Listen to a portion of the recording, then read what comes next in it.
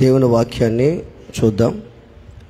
పోయిన వారం చెప్పుకున్నటువంటి వాక్యం భాగంలో రెండవ భాగంగా అదే అధ్యాయం చదువుదాం. కీర్తనలు 103వ కీర్తన 5వ వాక్యం. 103వ కీర్తన 5వ వాక్యం. పక్షిరాజు యవ్వనము వలె నీ యవ్వనము కొత్తదగుచుండునట్లు మేలుతో నీ హృదయాన్ని తృప్తిపరిచే దేవుడు. ఈ అంశం గురించి పోయిన వారం మనం మాట్లాడుకున్నాం. పక్షిరాజు ఎత్తైన స్థలాల్లో ఉంటుందని, ఆ ఎత్తైన స్థలాల్లో ఉంటున్న పక్షిరాజు కొండ మీద తన గూడు కట్టుకుంటుందని, ఆ కొండ మీద నుంచే దూరాన తన ఎరను చూస్తుందని, ఆ పక్షిరాజు పరిగెస్తుందని ఇవన్నీ మనం చూసాం. పక్షిరాజు లాంటి యవ్వనం, ఆ యవ్వనం మనకు ఉండాలని, పక్షిరాజు ఎక్కడ ఆహారం ఉంటుందా పరిగిస్తుందంట పక్షిరాజు. దీన్ని గరుడు పక్షి అంటారు, రాబంద్ అంటారు, గద్దని కూడా అంటారు. ఈ పక్షిరాజు కొండ మీద ఉన్నటువంటి వ్యక్తి అన్నీ మంచినే చూస్తాడు. ఈ పక్షిరాజు కొండ మీద ఉండి తన ఆహారాన్ని చూస్తూ ఉంటుంది. ఎక్కడ ఆహారం దొరుకుతుందా, నాకు ఎక్కడ ఆహారం ఉందా అని దూరపు చూపు పక్షిరాజుకు ఉంటుంది. మనం కూడా క్రీస్తులో ఉన్నత స్థలాల్లో ఉన్నప్పుడు, క్రీస్తులో ఒక మంచి స్థితిలో ఎత్తైన స్థలాల్లో కానీ మనం ఉంటే నీకు చెడు కూడా మంచిగానే కనిపిస్తుంది.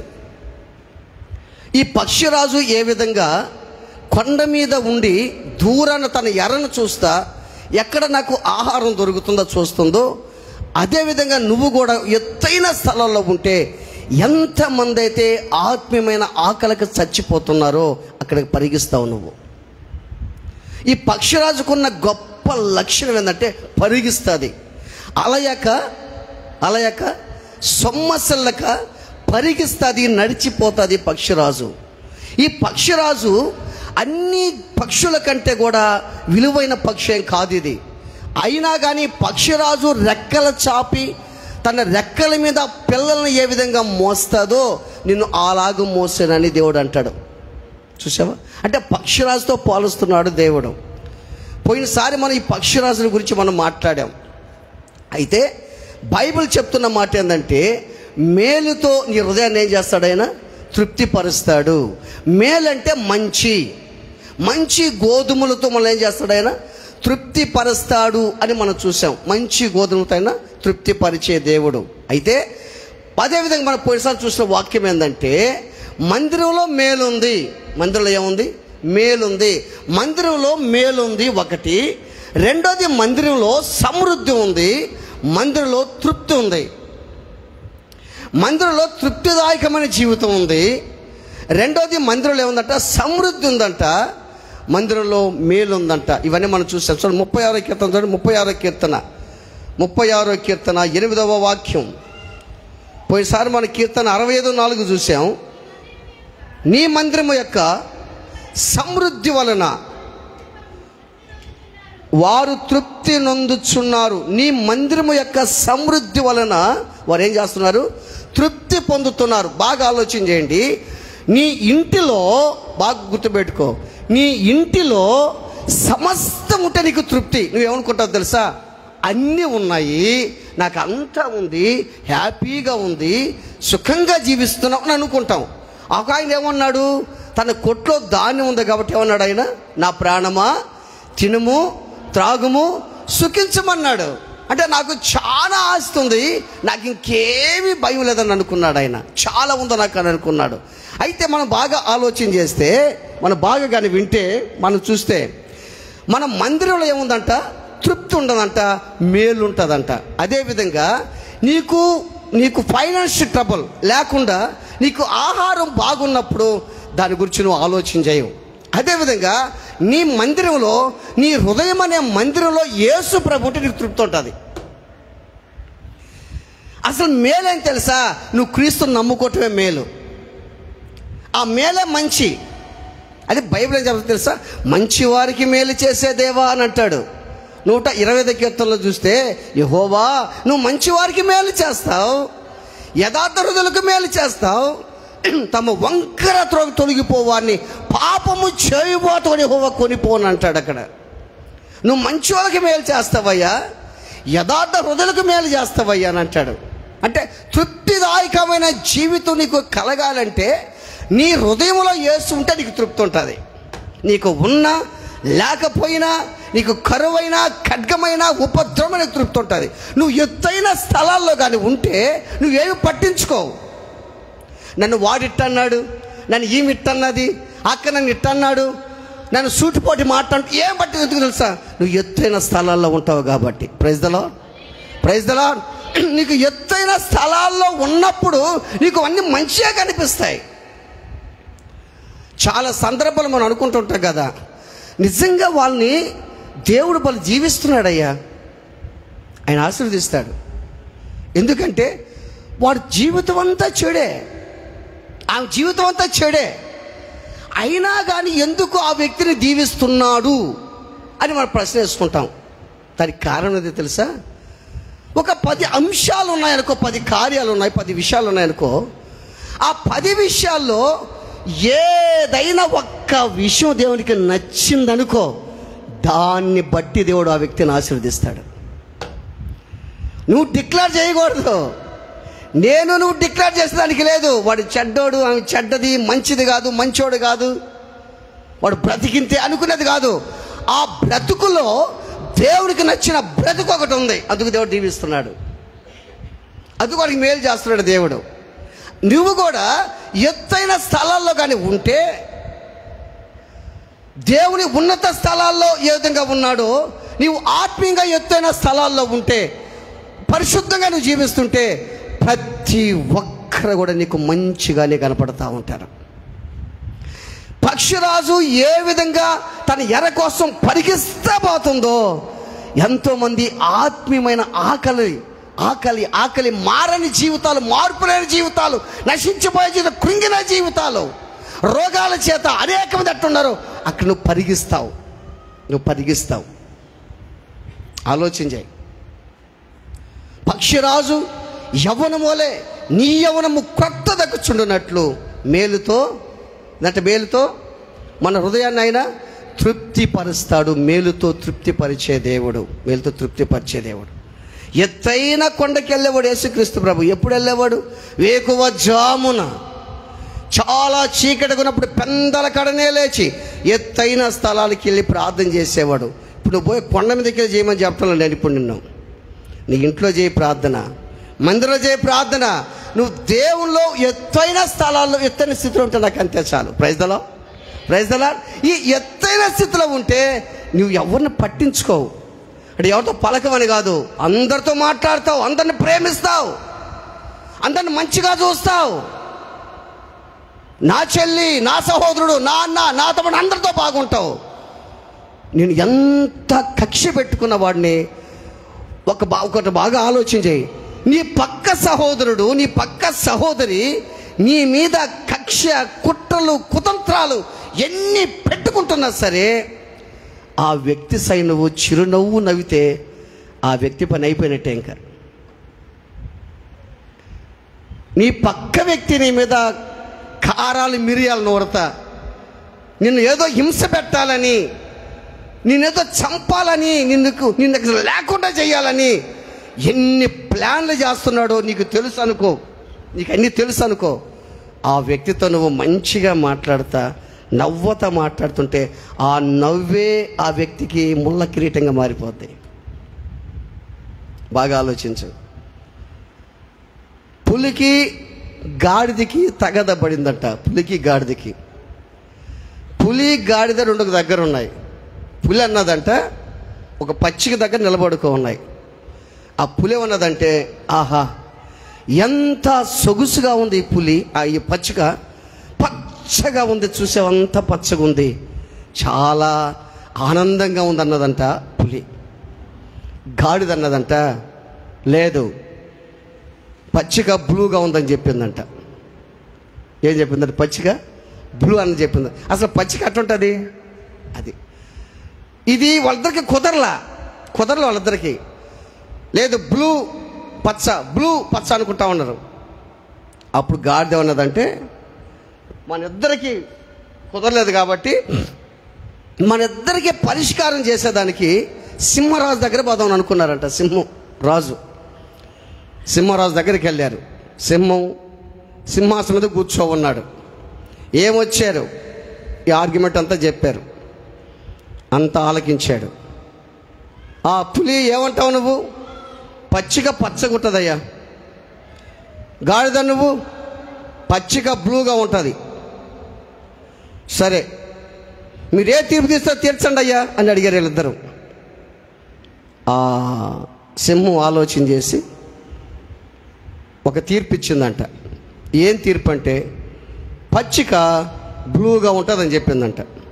పచ్చిక బ్లూగా. ఆ మాటకి గాడిద గంతులేస్తా, ఆనందపడతా, సంతోషంగా ఆహాహాహా నవ్వుకుంటా, పులి ఇట్టయిపోయింది, నవ్వుకుంటా వెళ్ళిపోయింది.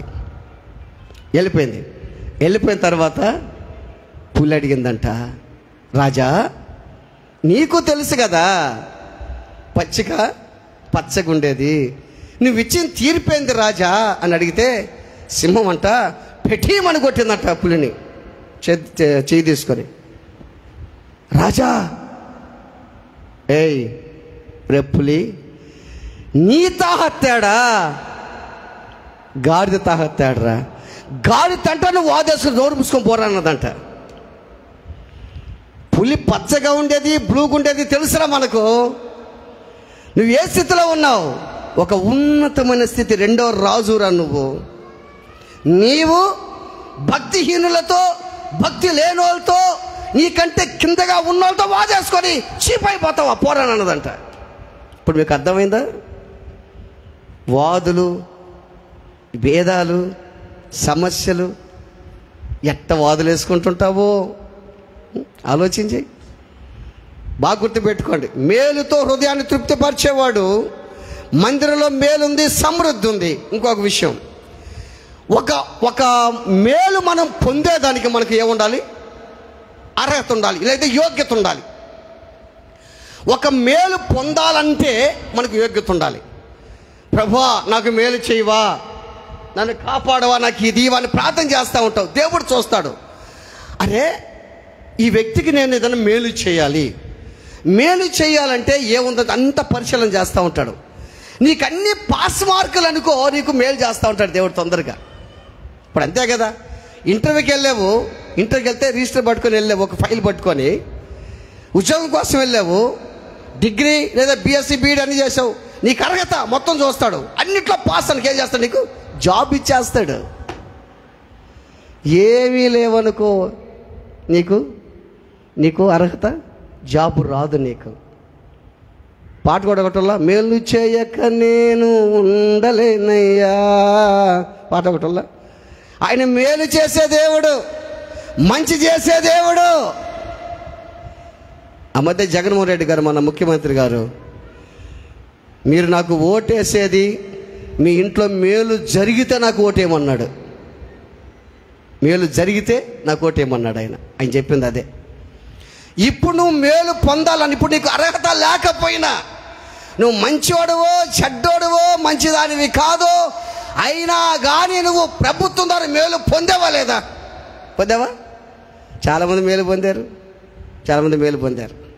ఆలోచన చేయి బాగా. ఇప్పుడైతే దేవుని దగ్గర మేలు పొందాలంటే మనకి ఏముండాలి? ఒక అర్హత ఉండాలి. చూద్దాం, లూకాసు సువార్త, అందరికి తెలిసిన వాక్యమే. లూకాసు సువార్త 7వ అధ్యాయము 4వ వాక్యం. లూకాసు సువార్త 7:4. వారు యేసు వద్దకు వచ్చి, నీ వలన ఈ మేలు పొందుటకు అతడి యోగ్యుడు. చాలమ్మా, ఎవరి దగ్గరికి వచ్చారంట? ఇప్పుడు ఈ శతాధిపతిని చూస్తున్నాం ఇక్కడ మనం. శతాధిపతి, 100 మంది సైనికులకి ఆయన అధిపతి. రోమా సైన్యంలో 100 మంది సైనికులకి అధిపతిని శతాధిపతి అంటారు. ఇదే శతాధిపతి గురించి మత్తయి సువార్త 8లో కూడా రాస్తాడు. దీంట్లో ఇంకా క్లియర్ కట్గా రాస్తాడు. దీంట్లో ఇంకా బాగుంటుంది. ఇక్కడ బాగా ఆలోచన చేస్తే ఇతనికి ప్రియుడైన ఒక దాసుడు ఉంటాడంట. ఎవరికి? శతాధిపతికి ప్రియుడైన దాసుడు ఇక్కడ రాస్తారు చూడండి దాన్ని. అదే అధ్యాయంలో చూస్తే రెండవ వచనం, ఒక శతాధిపతికి ప్రియుడైన దాసుడు రోగి అయి సావసిద్ధమై ఉండెను అని అంటాడు ఇక్కడ. అదే మత్తయి సువార్త 8లో చూస్తే శతాధిపతికి ఒక దాసుడు ఉండెను అని రాస్తాడు. ఇతను ప్రియుడైన దాసుడు. ఈయనెవరైనా ప్రియుడైన దాసుడు అంటే బాగా ఆలోచించే, 100 మంది సైనికులకు అధిపతి ఒక శతాధిపతి. ఇతను నాట్ ఏ క్రిస్టియన్ కాదు, ఒక అన్యుడు. రోమా సామ్రాజ్యంలో శతాధిపతిగా ఉంటూ అంత పరిశీలన చేస్తుంటే ఇతను పరిచయం చేసే దాసుడంట, ఇతనికి ప్రియమైన దాసుడంట. ఈ రోజున నువ్వు దేవునికి పరిచర్య చేసిన నువ్వు ప్రియమైన దాసురాలవే. మందిరంలో పరిచర్య చేసిన ప్రియమైన దాసురాలవే నువ్వు. ఒక మనిషి ఒక వ్యక్తిని నా ప్రియమైన దాసుడు అంటున్నాడే, నా ప్రియమైన దాసుడు రోగి అయి సావ సిద్ధంగా ఉన్నాడు అంటున్నాడే. ఒక వ్యక్తిని ఆ వ్యక్తిని మెచ్చుకుంటుంటే మరి మన దేవుడు, ప్రభువులకు ప్రభు అయినటువంటి దేవుడు నేను ఎట్ట మెచ్చుకుంటాడు ఆలోచించాయి. ఒక శతాధిపతి, ఇదిగో నాకు పరిచర్య చేసేవాడు, నా దాసుడు సావసిద్ధంగా ఉన్నాడయ్యా, సావసిద్ధంగా ఉన్నాడు. అందుకే దేవుడు అన్నాడు తెలుసా, మీరు దాసులు కాదురా, మీరెవరు? స్నేహితులని అన్నాడు. యోహాను సువార్త 15లో చూస్తే మిమ్మల్ని దాసులని పిలవక నేను మిమ్మల్ని స్నేహితులు, ఫ్రెండ్స్కు ఉన్నటువంటి గొప్ప లక్షణం ఏంటంటే వాళ్ళలో ఉన్నంతా ఈ ఫ్రెండ్కి చెప్తాది, వీళ్ళలో ఉన్న ఈ ఫ్రెండ్కి చెప్పేస్తాడు. ఆఖరికి ఏదైనా వస్తే వాళ్ళొకరు ఎత్తేసుకుంటుంటారు. అంతేనా? అదిగా జరిగేది. కొంతమంది యవనస్తులు ఎవరికి ఫ్రెండ్స్ ఉంటారు, అది కాదక్క ఇదక్క అదన్నా అది చెప్తా ఉంటుంది. ఇవన్నీ చెప్పుకుంటారు. పాపం మాకు నోరు పాపం జల్ అంటుంటాడు. దానికి ఈయనకో నోరు జల్ అంటారు, ఈయనకో నోరు జల్ అంటుంటారు. అన్నీ చెప్పుకుంటూ ఉంటారు. ఏదైనా సమస్య వస్తే అది ఇది బయట వేసేసుకుంటూ ఉంటారు. అందుకే దేవుడు ఏమన్నాడు తెలుసా, ఏ స్నేహితుని కూడా నువ్వు నమ్మబాకరా నాయనా. ముఖ్య స్నేహితుని హోషా గ్రంథంలో ఉన్న మాటలు, ముఖ్య స్నేహితులు నమ్మబాకరా నాయనా. నిజమైన స్నేహితుడు ఎవరు? దేవుడు. నిజమైన స్నేహితుడు దేవుడు. అందుకే ఒక స్నేహితుడితో ముఖాముఖిగా మాట్లాడినట్టు మోషే ఎవరితో? దేవునితో ముఖాముఖిగా. అబ్రహాము స్నేహితుడు అన్నాడు, మోషే స్నేహితుడని పిలిచాడు ఆయన. ఆలోచన చేయి. అందుకని ఇట్లా అంటాడు, నా దాసుడు చాలా పక్షవాయుతో బాధపడుతున్నాడయ్యా. అందుకని ఏం చేశాడంటే యూదుల పెద్దలను పంపించాడంట. యూదుల పెద్దలు కొంతమంది వాళ్ళని పంపించాడంట. వాళ్ళు వెళ్ళి ఏం చేస్తారంటే యేసు ప్రభు దగ్గరికి వెళ్ళారు.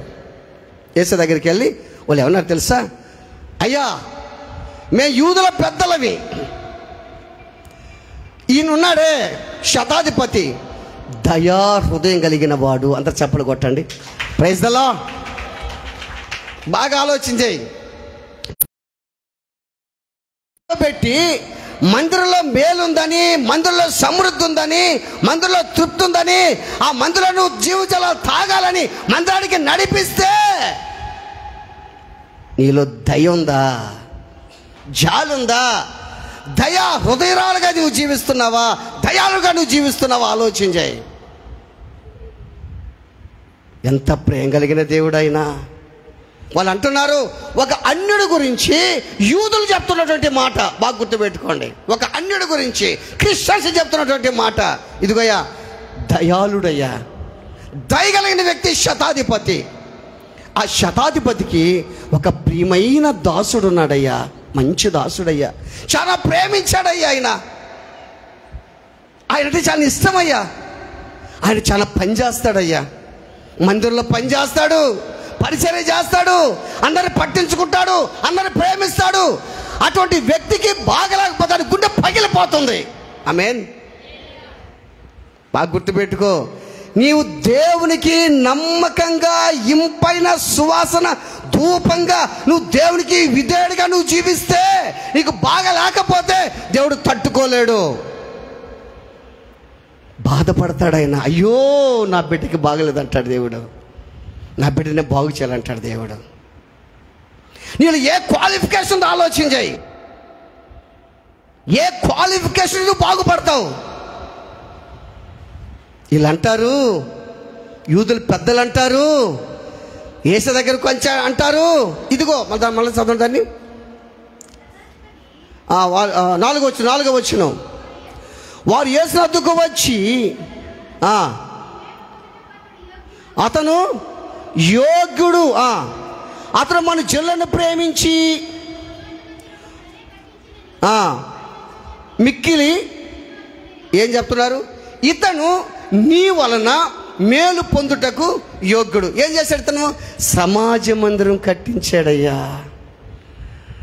మందిరంలో ఒక ఇటుకు నువ్వు ఆలోచించి. మందిరం కోసం ప్రయాసపడ్డాడయ్యా.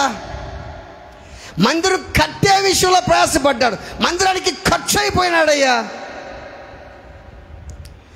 మందిరానికి ఖర్చు పెట్టాడయ్యా. మన యూదులవి, అతను అన్యుడు అయినప్పటికీ కూడా ఈ మందిరం కోసం సమాజ మందిరంలో కపెర్నహూములో మందిరం కట్టించాడు. మనకు సమాజంగా కూడుకునేదానికి, అందరూ సమాజంగా కూడి ప్రార్థన చేసేదానికి ఒక మందిరం కట్టించాడయ్యా. ఆలోచించి. మందిరం కోసం ప్రయాసపడ్డాడంట. ఎవరైనా? శతాధిపతి మందిరం కోసం ప్రయాసపడ్డాడు. రెండోది, మన జనులను చెప్పండి ఏందంట? ఏముంది అక్కడ? మన జనులను మన ప్రేమించి మనకు సమాజ మందిరం తానే కట్టించినని ఆయనతో చెప్పి మిక్కిలి బతిమాలు కొనిరి. సమాజ మందిరం కట్టించాడయ్యా మనకైనా. ఇది తెలుసా? ఆ మందిరంలో ఆరాధించేదానికి. ఆ మాటకి యేసయ్యకి చాలా సంతోషం వేసింది. అబ్బా, సమాజ మందిరం కట్టించాడా? ఒక అన్యుడు సమాజ మందిరం కట్టించాడా? మన జనులు ప్రేమిస్తున్నాడా? దేవుని గుర్తెరిగినటువంటి వ్యక్తి సమాజ మందిరం కట్టిస్తున్నాడు. బాగా ఆలోచించాయి. మొట్టమొదట మనం చూస్తే, ఇక్కడ చూస్తే మొదటి వచ్చును 7 ప్రజలకు సంపూర్తిగా వినిపించిన తరువాత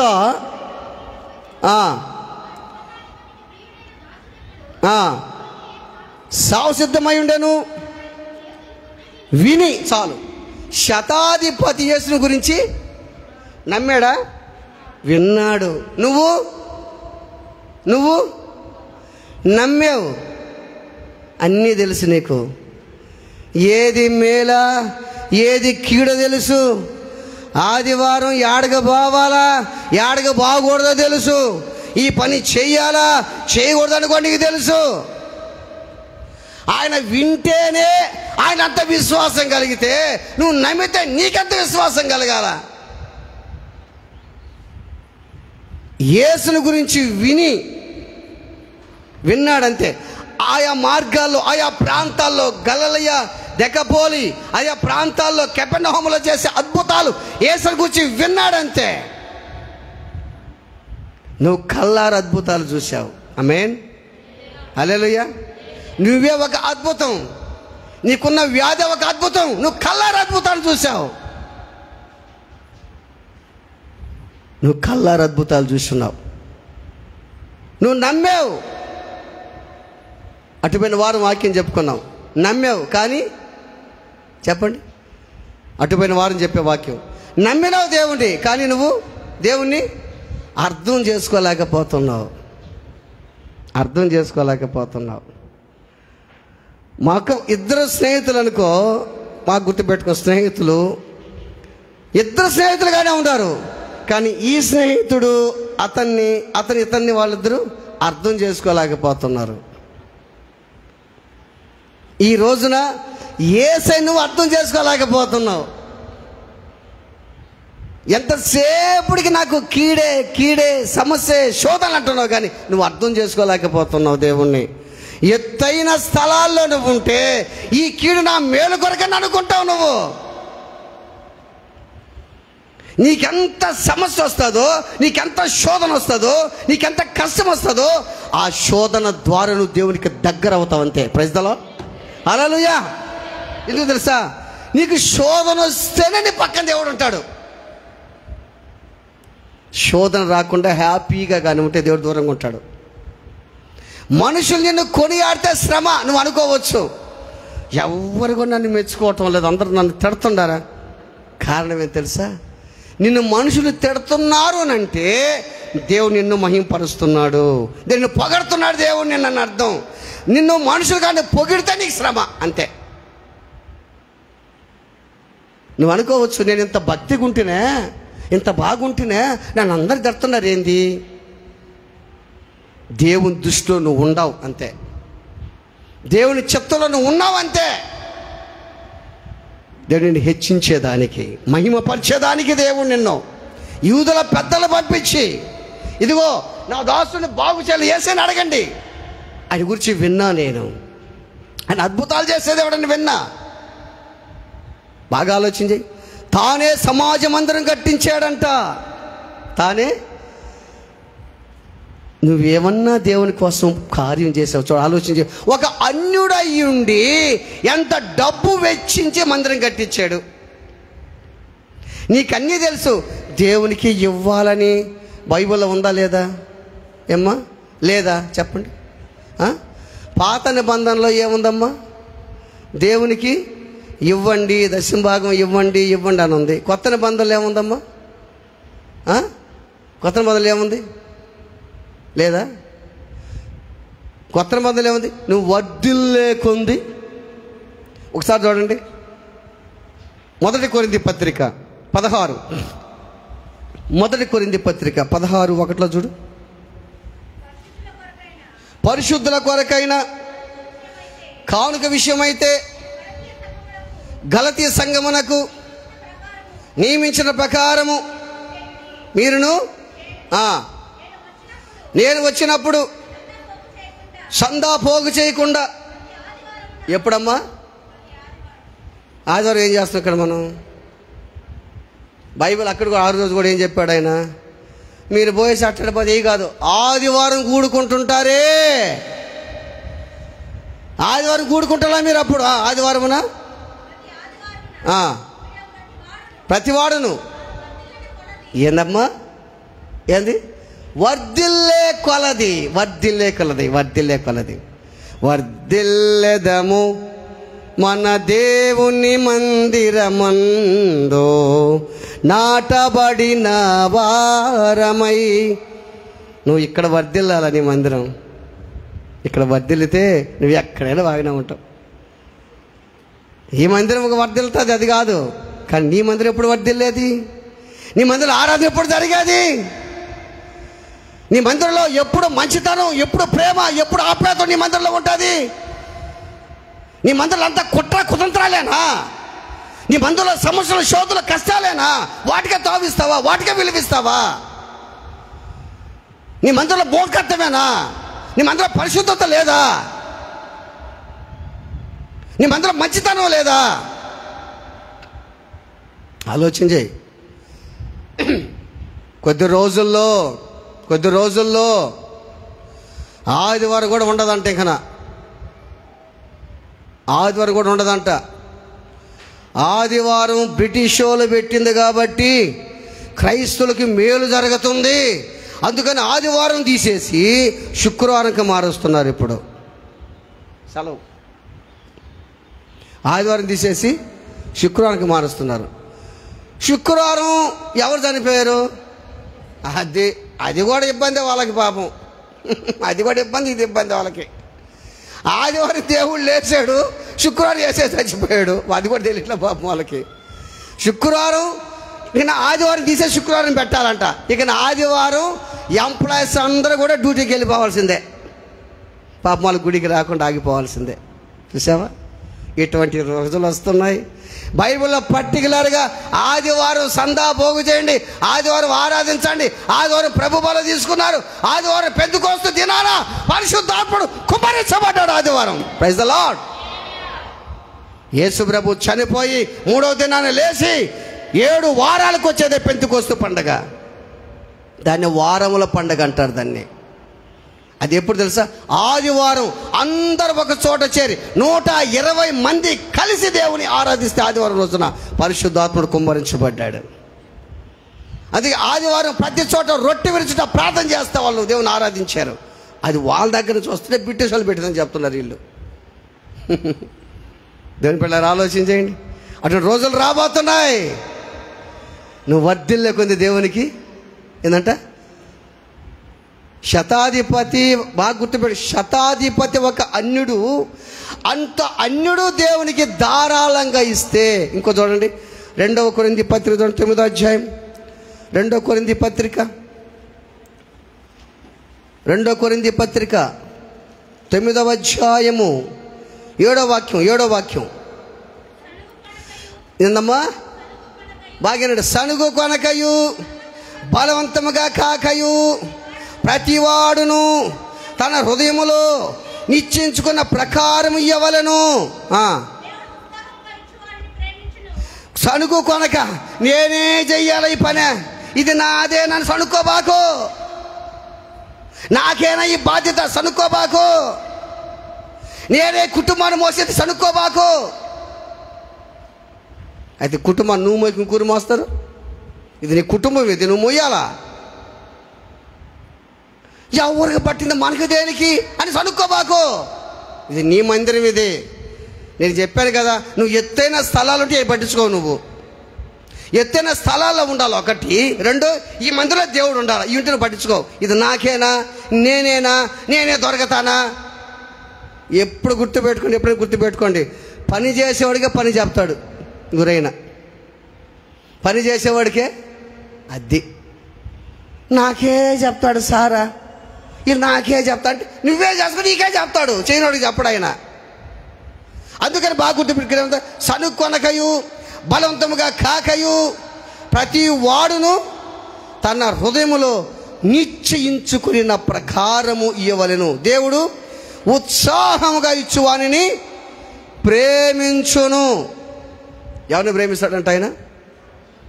ఉత్సాహం ఇచ్చాడు. దేవుడు చెప్పేశాడు కదా. ఆయన ఏం చేశాడు? శతాధిపతి తానే అందరినీ ప్రేమించాడంట. ఆయనే మందిరం కట్టించాడంట. ఆయనకి ఉంది కాబట్టి ఇచ్చాడు. మీరు అదే అనుకోవచ్చు. ఇప్పుడు ఆయనకి ఉంది కాబట్టి ఇచ్చాడు. మనకు కానీ ఉంటే అసలు ఇలేం. ఉంది కాబట్టి ఇచ్చాడు ఆయన. మనకు లేదు, లేనిదే నువ్వు ఇవ్వాల. మనకు తెలుసు కదా, వాక్యం తెలుసు కదా. పేద విధవరాలు ఏం చేసింది? ఆమె లేనిదే మొత్తం వేసింది. అసలు ఏ రోజు కూడా నేను వీటి గురించి చెప్పను, సందర్భం కూడా చెప్తాను ఇప్పుడు నేను వాక్యం. పేద విధవరాలు ఏం చేసింది? ఆమెకి లేని దాంట్లో వచ్చి కానికేసింది. ఇంకో విషయం చెప్తా చూడండి. మత్తయి సువార్త చూడండి. మత్తయి సువార్త 23.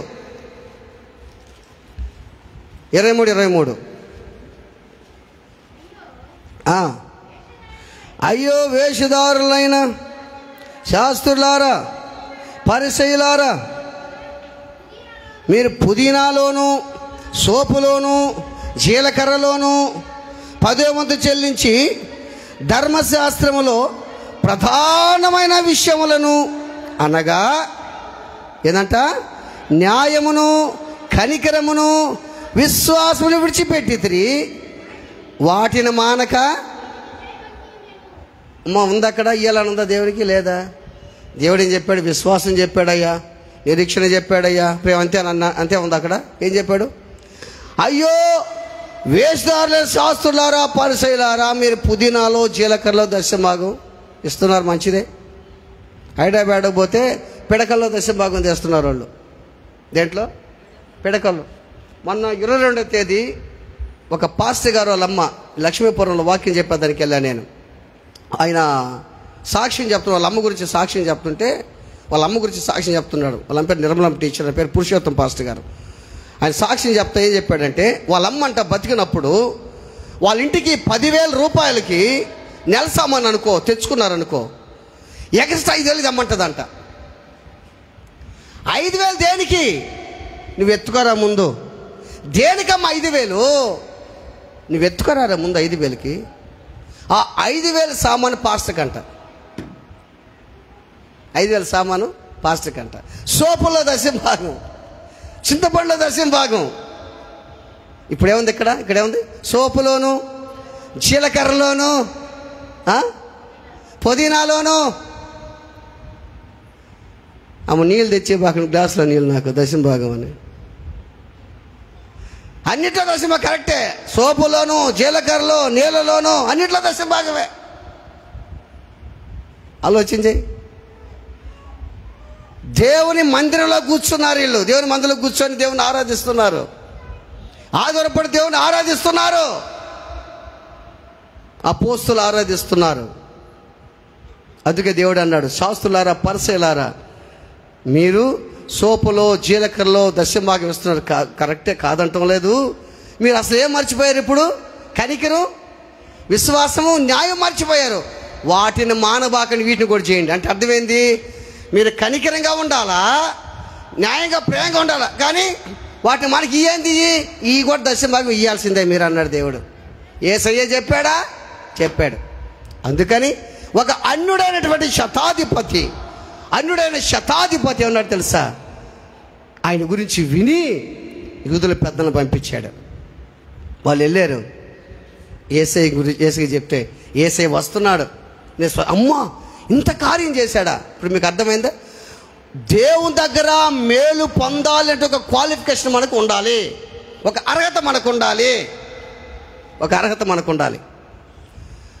అందుకని దేవుడు వస్తూ ఉంటే ఈయన మళ్ళీ ఏమన్నాడు తెలుసా, దగ్గరికి వెళ్ళి వాళ్ళతో ఏమంటారు తెలుసా, మీరు శ్రమ పుచ్చుకోబాకండి. చూడండి 7వ అధ్యాయం, అదే 7వ అధ్యాయంలోనే లూకా సువార్తలో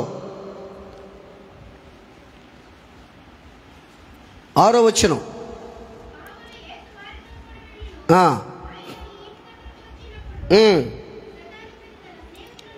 చూచి వెళ్ళి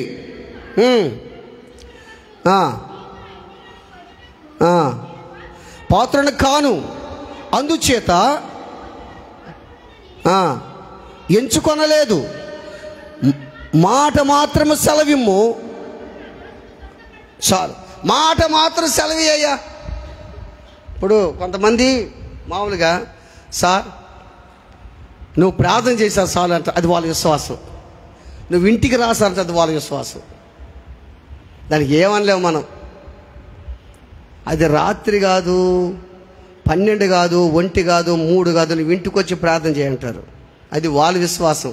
ఈయన విశ్వాసం ఎట్టుంది? ఈయన ఒక అన్యుడు, ఈయన విశ్వాసం ఎట్టుంది? నువ్వు మాట మాత్రం అంటే అర్థం ఏంటంటే, నువ్వు దగ్గరికి వస్తేనే కాదు, దూరం నుంచి కూడా స్వస్థపరచగల సమర్థుడివి. అమ్మాయినంతా చప్పలు కొట్టండి, హల్లెలూయా. నువ్వు దగ్గరికి వచ్చేదే కాదయ్యా, నువ్వు దూరాన నిలబడి స్వస్థపరచగలవు. అందుకని నువ్వు అక్కడనే ప్రార్థించే, నాకు చాలు, శ్రమ పుచ్చుకోవద్దయ్యా. నేను చెప్పానని చెప్పండి, పెద్దలారా నేను చెప్పానని చెప్పండి, యేసయ్య చెప్పండి, నువ్వు శ్రమ పుచ్చుకోవద్దు. నీవు నా ఇంటిలోకి వచ్చాను, నేను పాత్రుడను కాను. నా దగ్గర కూడా సైనికులు ఉన్నారయ్యా, రమ్మంటే వస్తారు, పొమ్మంటే పోతా ఉంటారు వాళ్ళు. నేను అధికారికి లోపడిన వాడిని, వాళ్ళకి తెలుసు మొత్తం. అయినా కానీ నువ్వు శ్రమ పుచ్చుకోవద్దు, నువ్వు మహనీయుడివయ్యా, నువ్వు రావద్దు. అప్పుడు యేసయ్య ఎవరైనా తెలుసా, తన వెంట వచ్చుచున్న వారిని చూసి ఇశ్రాయేలులో ఏమన్నాడు? 9వ వచనం. యేసు మాటలు విని అతని గూర్చి ఆశ్చర్యపడి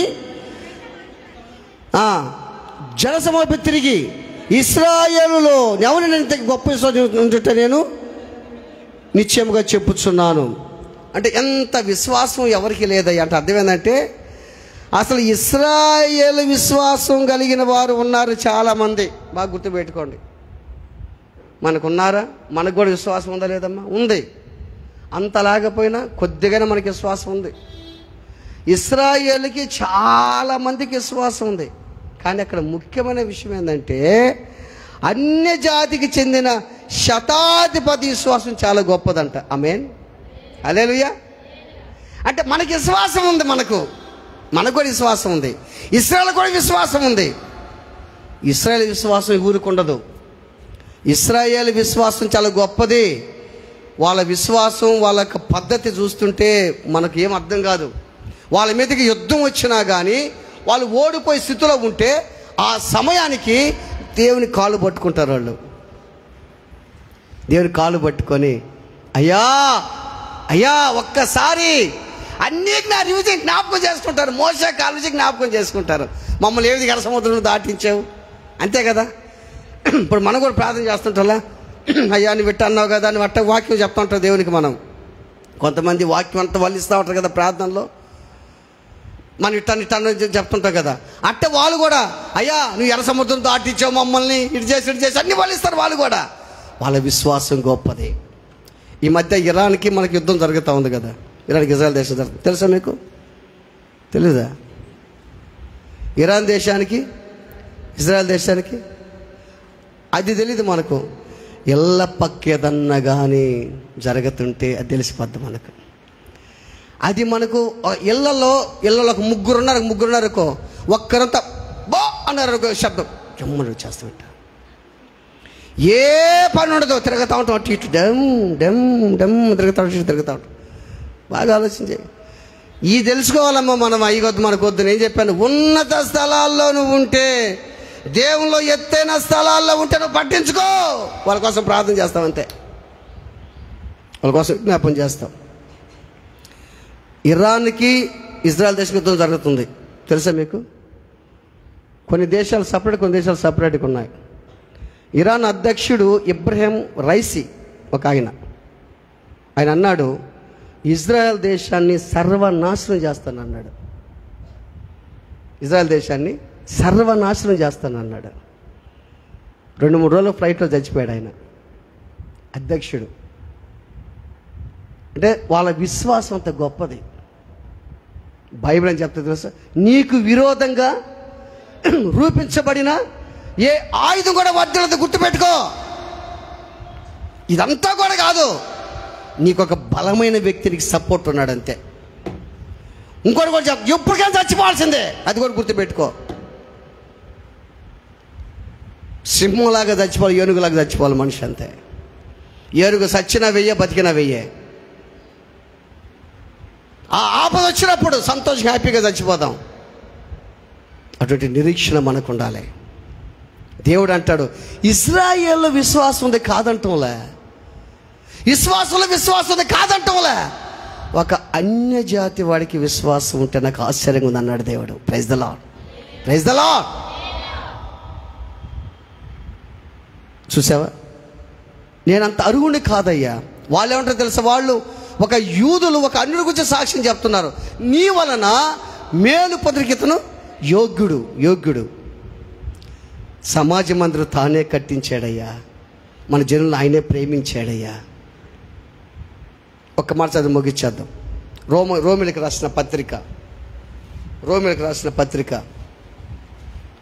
8వ అధ్యాయము 28వ వాక్యం. రోమిలకు 8:28. అమ్మా, దేవుని ప్రేమించు వారికి అనగా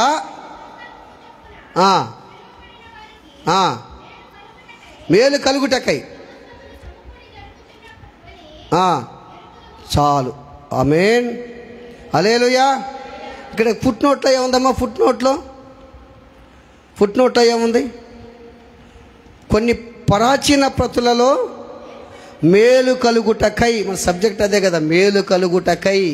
చూసావా? అంటే దేవుని ప్రేమించు వారికి అనగా ఆయన సంకల్పము చొప్పున పిలువబడిన వారికి మేలు కలుగుటకై సమస్తమును సమకూడి జరుగుచున్నవని ఎరుగుదుము.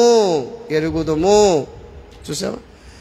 నిజమైన దేవుడు నీలో ఉన్నప్పుడు, ఒక పక్షిరాజు ఏదో కొండపేట మీద అక్కడి నుంచి దూరాన తన ఎర్రను చూస్తా ఎట్ట చుట్టూ తిరుగుతుందో, నువ్వు ఒక ఎత్తైన స్థలాల్లో ఉంటే నీకు అందరు కనిపిస్తూ ఉంటారు. అయ్యో వాడు ఇట్టుండాడే, అయ్యో ఈడిట్టుండాడే, అయ్యో ఆమె ఇట్టుందాడే, నీకు అందరు కనిపిస్తూ ఉంటారు. ఆ దేవుడు నీలో ఉంటే నువ్వు అందరినీ ప్రేమిస్తావు. ఆమేన్. అందరు మేలు చేయాలనుకుంటావు. ఆమేన్, హల్లెలూయా. శతాధిపతి లాంటి విశ్వాసం మనకు ఉండాలి.